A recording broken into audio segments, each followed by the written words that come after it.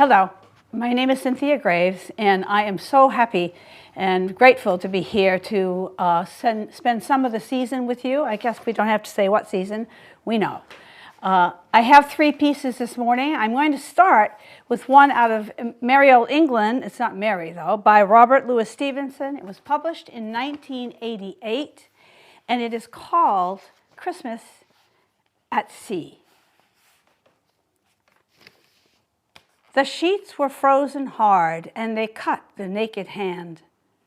The decks were like a slide where a seaman scarce could stand.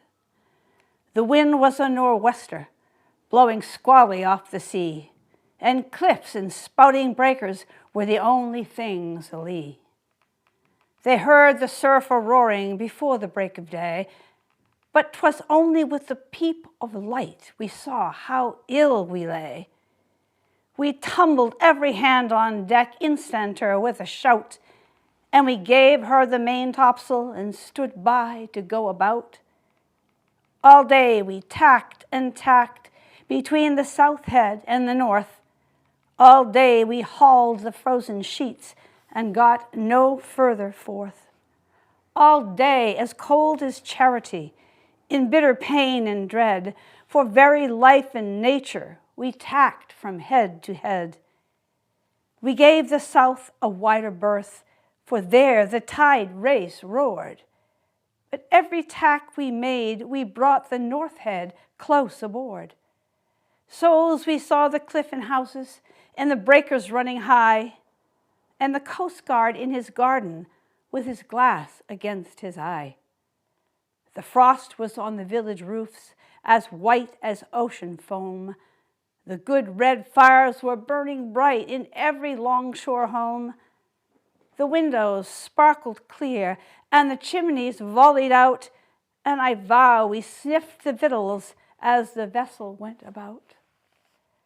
The bells upon the church were rung with a mighty jovial cheer, for it's just that I should tell you how, of all days of the year, this day of our adversity was blessed Christmas morn, and the house above the coast guards was the house where I was born.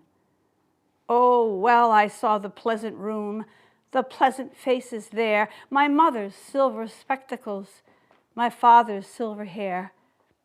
And well I saw the firelight, like a flight of homely elves, go dancing round the china plates that stand upon the shelves. And well I knew the talk they had, the talk that was of me, of the shadow on the household, and the sun that went to sea. And oh, the wicked fool I seemed, in every kind of way, to be here hauling frozen ropes on blessed Christmas Day. They lit the high sea light, and the dark began to fall. All hands to loose topgallant sails, I heard the captain call. By the Lord, she'll never stand it, our first mate Jackson cried. It's the only one or other way or other, Mr. Jackson, he replied. She staggered to her bearings, but the sails were new and good, and the ship smelt up to windward just as though she understood. As the winter's day was ending, in the entry of the night, we cleared the weary headland and passed below the light. And they heaved a mighty breath, every soul on board but me, as they saw her nose again pointing handsome out to sea.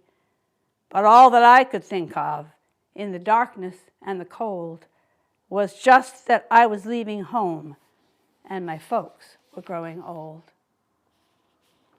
Christmas at Sea, by Robert Louis Stevenson, written in 1888, long time ago.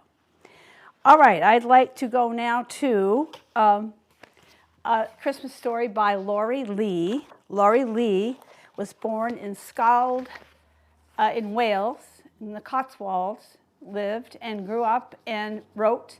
This is the one piece of literature that he is known for. It was late 1800s, early 19s again, and it's A Christmas Eve in Scald, S-C-A-L-D, from Cider with Rosie, Laurie Lee.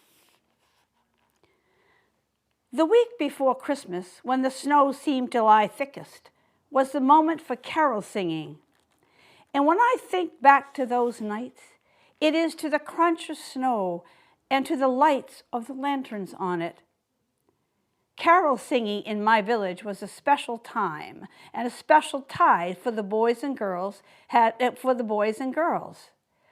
Carol singing in my village was a special tithe for the boys.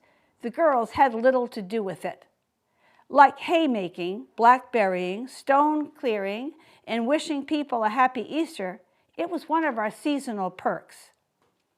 By instinct, we knew just when to begin. A day too soon, and we would have been unwelcome. A day too late, and we should have received lean looks from people whose bounty was already exhausted. When the true moment came, exactly balanced, we recognized it and were ready. So, as soon as the wood had been stacked in the oven to dry for the morning's fire, we put on our scarves and went out through the streets, calling loudly between our hands till the various boys who knew the signal ran out from their houses to join us. One by one, they came stumbling over the snow, swinging their lanterns around their heads, shouting and coughing horribly, "Come carol barking, then!" We were the church choir, so no answer was necessary. For a year we had praised the Lord out of key, and as a reward for this service, on top of the outing, we now had the right to visit all the big houses, to sing our carols and collect our tribute. 8 of us set out that night.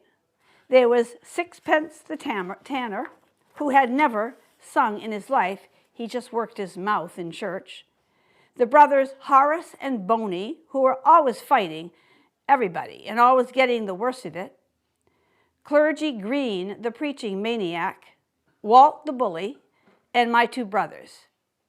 As we went down the lane, other boys from the other villages were already about the hills bawling, "Gay Wenceslas," and shouting through keyholes, "Knock on the knocker, ring at the bell, give us a penny for singing so well." They weren't an approved charity as we were, the choir, but competition was in the air. Our first call, as usual, was the house of the squire, and we trooped nervously down his drive. For light, we had candles in marmalade jars suspended on loops of string, and they threw pale gleams on the towering snowdrifts that stood on each side of the drive. A blizzard was blowing, but we were well wrapped up, with army puttees on our legs, woolen hats on our heads, and several scarves around our ears. As we approached the big house across its silent white lawns, we too grew respectfully silent. The lake nearby was stiff and black, the waterfall frozen and still. We arranged ourselves, shuffling around the big front door, then knocked and announced the choir. A maid bore the tidings of our arrival away into the echoing distances of the house, and while we waited, we cleared our throats noisily. Then she came back, and the door was left ajar for us, and we were bidden to begin. We brought no music. The carols were in our head. "Let's give 'em Wild Shepherds," said Jack. We began in confusion, plunging into a wreckage of keys, of different words and tempo, but we gathered our strength. He who sang loudest took the rest of us with him, and the carol took shape, if not sweetness. This huge stone house with its ivied walls was always a mystery to us. What were those gables, those rooms and attics, those narrow windows veiled by the cedar trees? As we sang Wild Shepherds, we craned our necks, aping into that lamplit hall which we had never entered, staring at the muskets and untenanted chairs, the great tapestries furred by dust, until suddenly, on the stairs, we saw the old squire himself standing and listening with his head on the side. He didn't move until we finished. Then slowly he tottered towards us, dropped 2 coins in our box with a trembling hand, scratched his name in the book we carried, gave us each a long look with his moist, blind eyes, and then turned away in silence. As though released from a spell, we took a few sedate steps, then broke into a run for the gate. We didn't stop till we were out of the grounds. Impatient at least to discover the extent of his bounty, we squatted by the cowsheds, held our lanterns over the book, and saw that he had written 2 shillings. This was quite a good start. No one of any worth in the district would dare to give us less than the squire.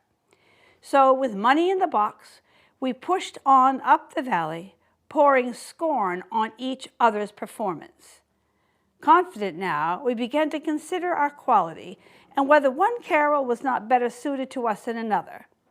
Horace, Walt said, shouldn't sing at all. His voice was beginning to break. Horace disputed this, and there was a brief token battle. They fought as they walked, kicking up divots of snow, and then they forgot it, and Horace still sang. Steadily, we worked through the length of the valley, going from house to house, visiting the lesser and the greater gentry, the farmers, the doctors, the merchants, the majors, and other exalted persons. It was freezing hard and blowing too, yet not for a moment did we feel the cold. The snow blew into our faces, into our eyes and mouths, soaked through our puttees and got into our boots and dripped from our woolen caps. But we did not care.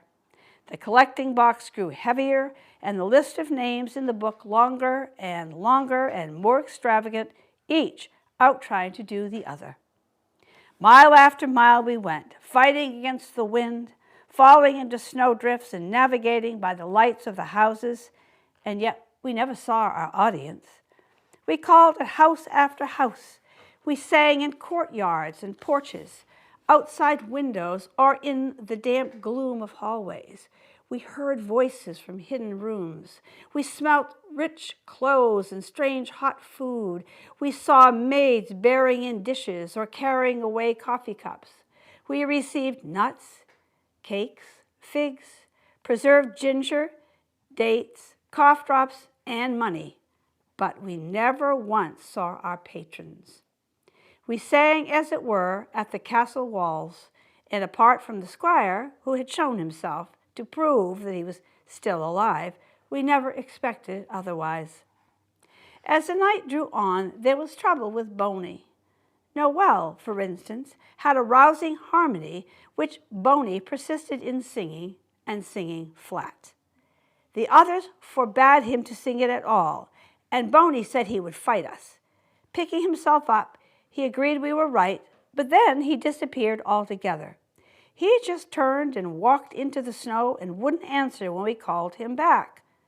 Much later, as we reached a far point up the valley, somebody said, "Hark!" and we stopped to listen. Far away, across the fields, from the distant village came the sound of a frail voice singing Noel, and singing it flat. It was Boney, branching out on his own. As we approached our last house, high up on the hill, the place of Joseph the farmer, for him we had chosen a special carol, which was about the other Joseph, so that we always felt that singing it added a spicy cheek to the night. The last stretch of country to reach his farm was perhaps the most difficult of all. In these rough, bare lanes, open to all winds, sheep were buried and wagons lost. Huddled together, we tramped in one another's footsteps. Powdered snow blew into our screwed-up eyes. The candles burnt low. Some blew out altogether, and we talked loudly above the gale. Crossing, at last, the frozen mill stream, whose wheel in summer still turned a barren mechanism, we climbed up to Joseph's farm. Sheltered by trees, warm on its bed of snow, it seemed always to be like this. As always it was late, as always this was our final call. The snow had a fine crust upon it, and the old trees sparkled like tinsel. We grouped ourselves round the farmhouse porch. The sky cleared, and broad streams of stars ran down over the valley and away to Wales. On Slad's white slopes, seen through the black six of its woods. Some red lamps still burned in windows. Everything was quiet. Everywhere there was the faint crackling silence of the winter night. We started singing, and we were all moved by the words and the sudden trueness of our voices. Pure, very clear and breathless we sang.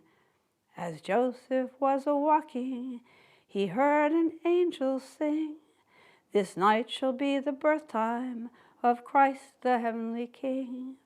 He neither shall be born in housen nor in hall, not in a place of paradise, but in an ox's stall. And 2,000 Christmases became real to us then. The houses, the halls, the places of paradise had all been visited. The stars were bright to guide the kings through the snow, and across the farmyard we could hear the beasts in their stalls. We were given roast apples and hot mince pies, and in our nostrils were spices like myrrh, and in our wooden box, as we headed back for the village, there were golden gifts for us all. And I'd like to finish this with a local artist, if not a contemporary one. I have something beautiful by Henry Wadsworth Longfellow. He wrote in the territory of Maine, which was then a part of Massachusetts. Lived in Portland, Maine. I think we all know Henry Wadsworth Longfellow. And this is Christmas Bells. I bet you've heard this one before. I heard the bells on Christmas Day, their old familiar carols play, and wild and sweet the words repeat of peace on earth, goodwill to man. And thought how, as the day had come, the belfries of all Christendom had rolled along the unbroken song of peace on earth, goodwill to men. Till ringing, singing on its way, the world revolved from night to day, a voice, a chime, a chant sublime of peace on earth, goodwill to men. Then from each black accursed mouth, the cannon thundered in the south, and with the sound the carols drowned of peace on earth, goodwill to men. It was as if an earthquake rent the hearthstones of a continent and made forlorn the households born of peace on earth, goodwill to men. And in despair, I bowed my head. There is no peace on earth, I said, for hate is strong and mocks the song of peace on earth, goodwill to men. Then pealed the bells more loud and deep. God is not dead, nor doth he sleep. The wrong shall fail, the right prevail, with peace on earth, goodwill to men. And a very happy season to you all.